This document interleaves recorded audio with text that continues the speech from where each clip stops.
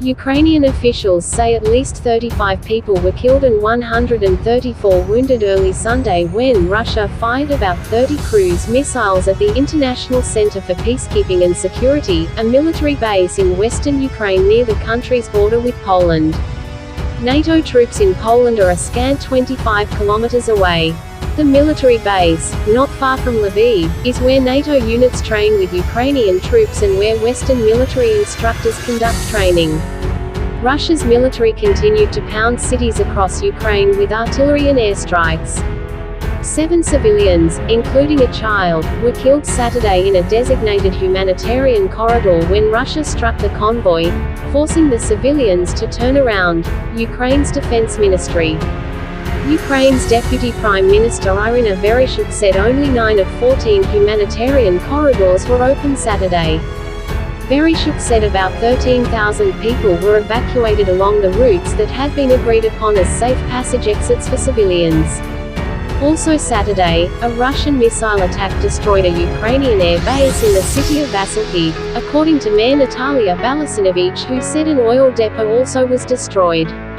Russia's Interfax news agency quoted Balasinovich as saying Russian rockets also destroyed an ammunition depot near Vasilki.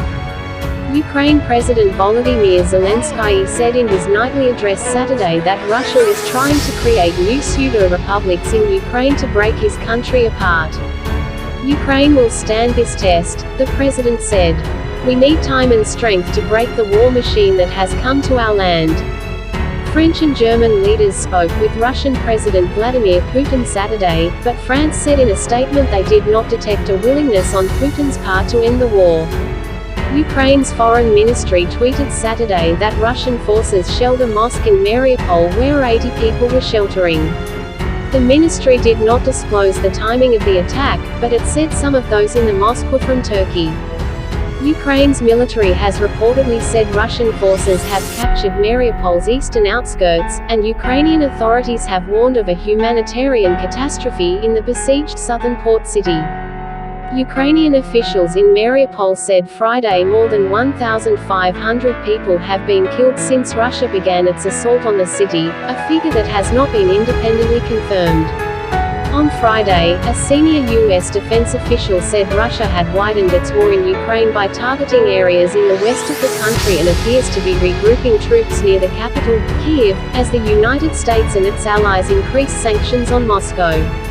The official, speaking on the condition of anonymity in order to discuss intelligence, confirmed Russia had begun targeting sites in western Ukraine, hitting airfields in Lusk and Ivano-Frankivsk, part of a salvo of more than 800 missiles launched since the start of the invasion.